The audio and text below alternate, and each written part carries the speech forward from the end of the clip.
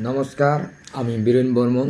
এখন খাচ্ছি মোটামুটি সন্ধ্যা হয়ে গেছে, 7টা 33 বাজে।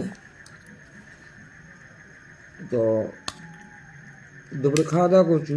রাতের মধ্যে মনটা গেল যে না, একটু বিরিয়ানি খাবো, তাই একটু বিরিয়ানি নিয়ে এসি।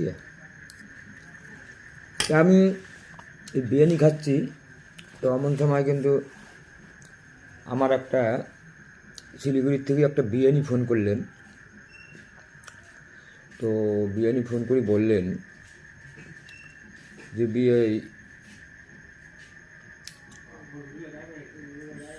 চিংড়ির মনে হয় খুবই অভাব ধরে গেল।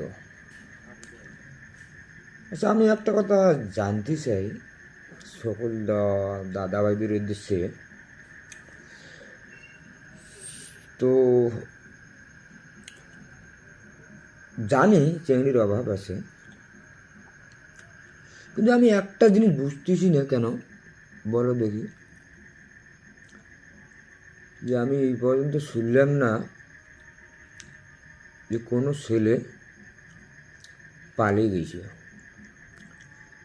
তাহলে চিংড়ি যদি এত অভাব হয়ে থাকে, তাহলে কেন দাদা ভাই চিংড়ি পালিয়ে বিয়ে করবে?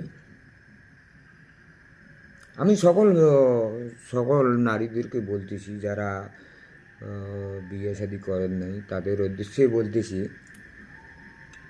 তো আপনারা ওই যে বাবা মার মুখে চুনকালি দিয়ে যে পালিয়ে বিয়ে করতেছে, এটা কি ঠিক? আমার তো মনে হয় না যে এটা ঠিক করতেছ। অথচ তুমি তো জানো যে মেয়েদের অভাব, তাহলে কেন তোমাকে পালিয়ে যেতে লাগে? যাই হোক, এখন খাইতেছি তো তো খাওয়ার সময় তো আর বেশি কথা বলা যায় না। তবে ভিডিওটা বানাই দেন না, কিন্তু ওই যে শিলিগুড়িতে বিয়ে নিতে আমাকে ফোন করে বললেন, তাই কথাটা আর কি তুলে ধরলাম। বলতাম না।